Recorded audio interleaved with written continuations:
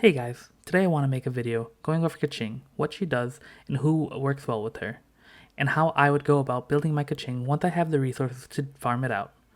This guide is mainly geared toward adventure rank 40 plus, as this is when you can farm 5-star variants of almost every artifact set in the game, as well as having access to each character's final talent that you unlock at Ascension level 4.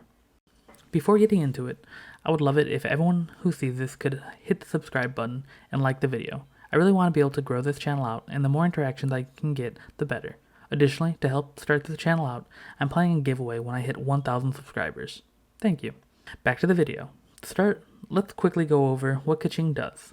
I won't be going into too much detail about how to use her abilities here. Instead, I'll save that for a mechanics section later in the video. Her normal attack is called Yanlai Swordsmanship.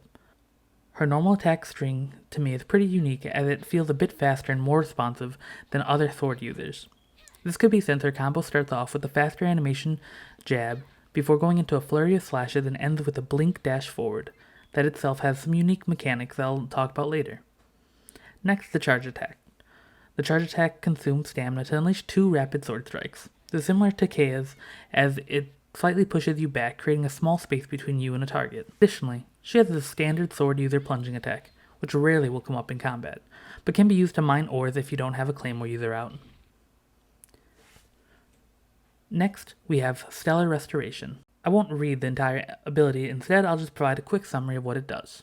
So, you tap this ability, throwing out a lightning dagger that deals a small electro AoE once it hits the target, leaving the dagger floating in that location.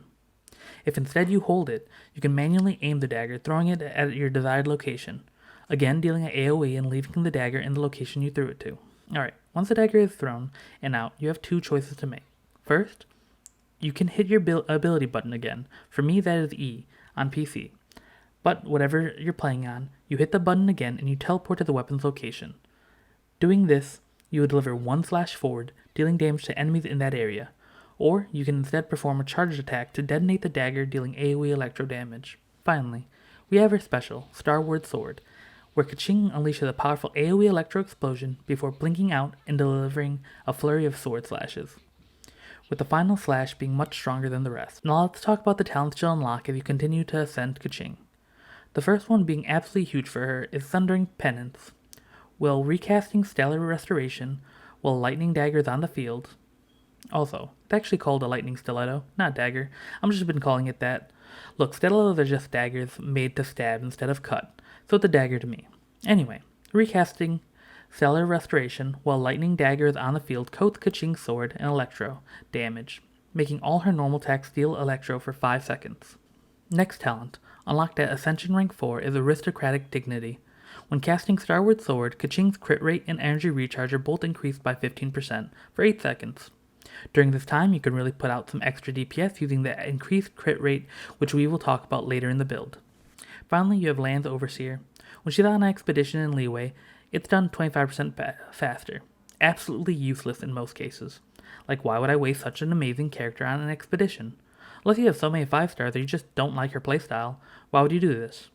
Also, if you would do this to Keqing, why are you watching a build guide for a character you don't even really care about? This may change, as there is a rumor that in patch 1.1, you'll be able to use your character even while they are on expeditions. But please take that with a grain of salt. Additionally, I want to talk about the order I would prioritize leveling her talents. For me, I would first focus on her normal attacks, as once you have the Thundering Penance talent, this will be the largest source of your damage. Then I would go for Stellar Restoration, followed by Starward Sword. Your skill will be used to get the elemental damage conversion up as much as possible, and finally in later stages you'll mainly will be using your Starward Sword for the steroid it provides you and not the damage that the actual skill does. Okay, so now that we understand what she does, let's talk about how you would want to play her. First off, I would hope it's obvious at this point, but Keqing is best played as a main DPS. Although, if you are really fast at your character switching, you can see success with her as a support DPS character due to her quick attacks, allowing her to swiftly proc elemental effects on multiple enemies, which can then be cleaned up using your main DPS character. I've done this with great success using Keqing and Diluc, so that is a potential.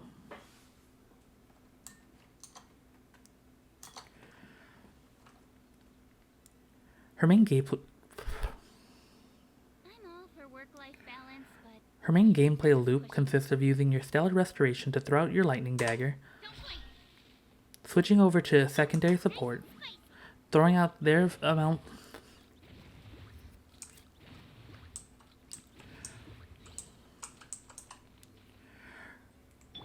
Her main gameplay loop consists of you using your Stellar Restoration to throw out a Lightning Dagger to deal electro damage to that area, switching out to your support,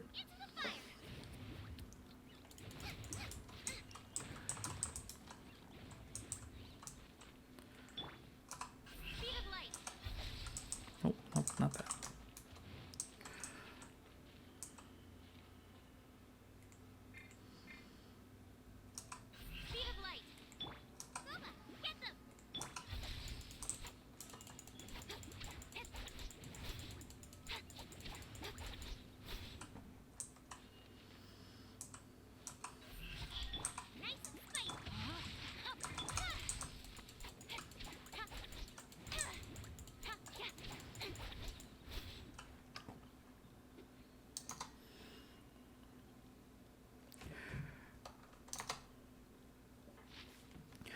Her main gameplay loop consists of using your Stellar Restoration to throw out a Lightning Dagger, dealing damage to that area before switching out to your support, using their ability to proc that first set of reactions and set up the next. Then either switching to a secondary support or back to Keqing and reactivating your Stellar Restoration to coat your weapon in Electro and start wailing on the enemies to cause additional elemental reactions. Remember, the Electro conversion on your weapon is from the moment you reactivate it, not from the first cast. So as long as you can switch back to Keqing to recast, you can fit multiple other abilities in there. Recasting after setting up your other reactions will also allow the ability to come off cooldown before the electro damage conversion ends, allowing you to go right back into the conversion.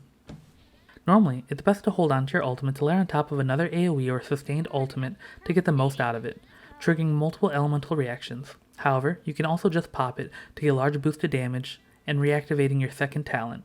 Her core gameplay does not have too many variations. However, her normal attack combo does allow for several approaches at one key point. The key point is at the end of your fourth normal attack. Once it ends, Keqing does a quick corkscrew before blinking out. While off the screen, you can choose where you want to go. The first option is to go into another normal attack, causing you to go into a quick lunge forward. If choosing to finish the combo, you have an extra second after you blink back in and land on the ground. You can still choose to finish the combo out. Or you can use a charged attack, causing you to take a small step back, which can be used to create small space between you and an enemy. That small space can be used to switch to support or healer and popping their abilities before switching back into Keqing. The first part feels a bit clunky, since it just cuts the animation straight to her throwing her dagger. However, the second part, where you blink to the dagger, is very smooth.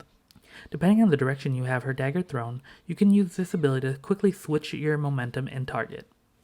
Finally, you can also go straight into your burst from that blink state. Nothing special to review here, it's just your ultimate. Alright, next, let's talk about who she works best with. For main supports, she works best with Mona and Zhangling, who both have an elemental skill that stays out for a duration, giving Keqing time to get multiple elemental reactions in. Zhangling also has a sustained burst skill, which provides even more opportunities for Keqing to cause reactions. For secondary supports, I would go with Jingqi or Kea. Jingqi provides a limited number of water swords that can provide quick reactions, while Kea is much more hands-on, having to constantly switch into him to use his elemental skill until his burst comes online. Additionally, Sucrose and Venti can be some of the best supports in the game when pairing their ultimates with the Viridescent Veneer set, and proccing their swirls with electro damage. However, that is a topic for their individual build videos. Additionally, Qiqi is one of the best healers for her. Since Superconduct is one of the best reactions in the game, Keqing can constantly proc it while having Qiqi's heal on her. Cool. Now that we know what she does and how this is accomplished, let's talk about gearing her out. Starting with weapons, we're going to talk about several different options based on your spending level. This is broken down into the free-to-play diet, which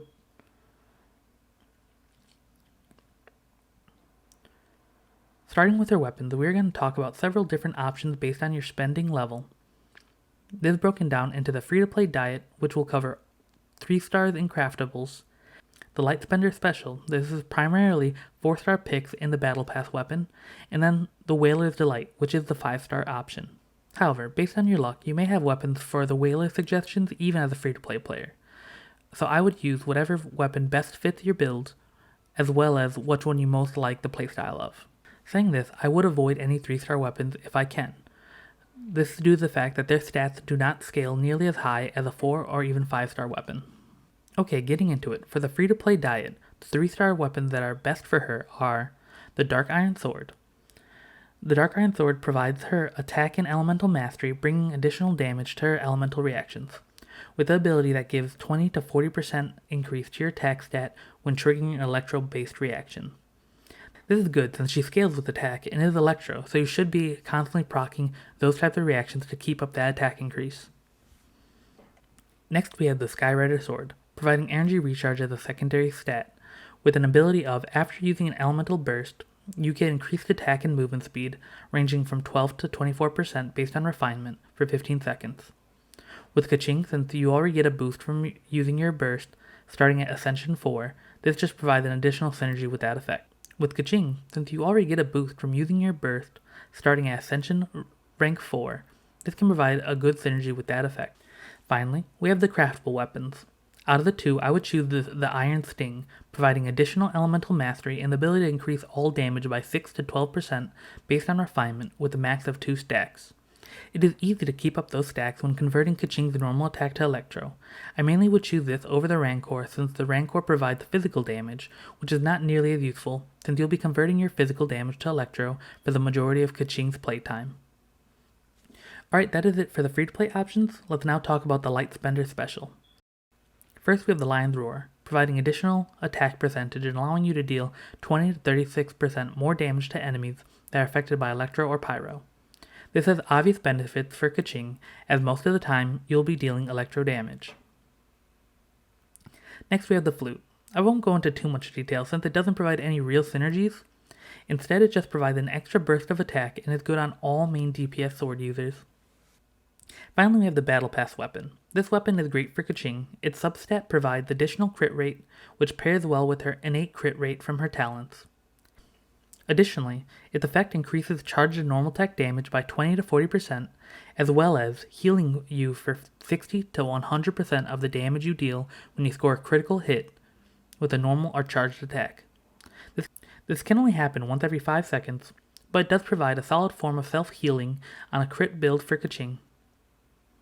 This weapon is great, since again, you'll mainly be using your normal attack, so you'll be taking full advantage of the extra damage and give yourself more chances to proc the heal. Now we have the Whaler's Delight weapons. This is focused on the 5-star weapons, and out of the two, Aquila Favonia and Skyward Blade, Keqing really works better with the Skyward. This is mainly because the Aquila provides bonus physical damage, which again, Keqing mainly deals electro damage, making this effect not that helpful. The Skyward provides a percentage increase to your crit, and a whole bunch of other benefits when you use your elemental burst. Since you already get benefits from using your burst due to your talents, this is just further synergies and makes it so that you're an absolute monster after bursting. Great, so those are my recommendations as far as weapons go. Now let's look at artifacts. For artifacts, I recommend 2 different sets. The first being the Thundering Fury, and the next, Gladiator's Finale. Okay, so why are they good? Thundering provides you with 15% bonus electrical damage at 2 pieces. Since you want to have your normal attacks dealing electro damage as often as possible, this will be a large increase to your overall DPS. At 4 pieces, the set provides a 40% increase to damage to most electrical reactions, as well as lowering the cooldowns to your elemental skill by 1 second. What this allows you to do, as long as you are chaining combos, you'll never have to drop your electro damage conversion provided by your elemental skill, meaning you'll constantly have access to the 15% electrical damage bonus provided by the 2-piece set. For the Gladiator set, at 2 pieces it provides you with 18% bonus attack, which is an obvious increase to DPS. And at 4, it also provides a 35% increase to normal attack damage. Again, Keqing's largest source of damage is her normal attacks, so it's just a straight increase to DPS with this set. Alright, for the stats on these pieces, ignoring the flower and feather since they provide a set stat, you want to be getting attack attack attack, or attack attack crit damage, or attack electro damage attack. since Keqing can almost always take advantage of the extra electro damage. As a DPS, your primary goal is to pump out as much damage as possible, and those stats will allow for it the best. Substats you want to look for are attack, attack percentage, crit rate, crit damage, and elemental mastery. Remember, for items that give attack percentage as the main stat, they cannot give that as a substat as well. Alright, now that we have gone over everything else, let's take a quick look at her constellations to see how they would enhance her gameplay.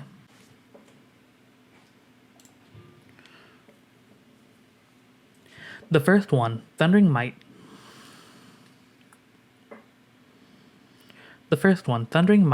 Adds an additional AoE burst when you're teleporting to your dagger at both the start and end of your teleport. This is a simple additional source of AoE damage, but nothing that would change her gameplay loop. Next we have Keqing Extraction. When your normal attack hits an enemy affected by Electro, you have a 50% chance of getting an elemental particle. Elemental particles are used to charge your ultimate. The biggest difference in gameplay here is you may want to start spamming your ultimate whenever it's up. Once you get this, to constantly have the bonuses ulting provides Keqing. We're going to skip the constellations that level up your talent, since those are pretty self-explanatory. Next we have Attunement. When triggering elemental reactions for Keqing, for 10 seconds you increase your attack by 25%. This can be a huge boost in damage. If you take teammates that have sustained elemental effects, this can be a huge increase to your attack. If you take teammates that have sustained elemental effects, and due to Keqing's short cooldowns, you can almost always have this up, meaning that's really just a permanent increase to Keqing's attack, but no real change to gameplay here. Finally, we have her final constellation. That is Tenacious Star. When using a normal attack, charge attack, elemental skill, or elemental burst, Keqing does 6% more electro damage for 8 seconds. You may be thinking, well, that's rather simple. As long as I do anything, really, I'll be able to get that 6% bonus. But wait, that's not all. Each one of those actions have an independent buff.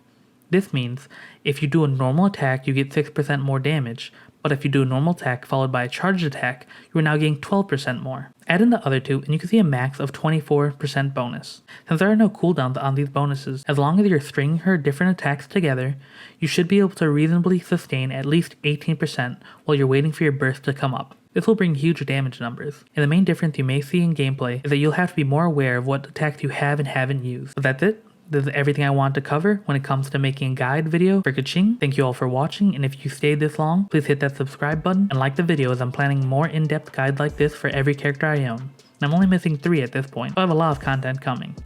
It's been great guys, catch you next time.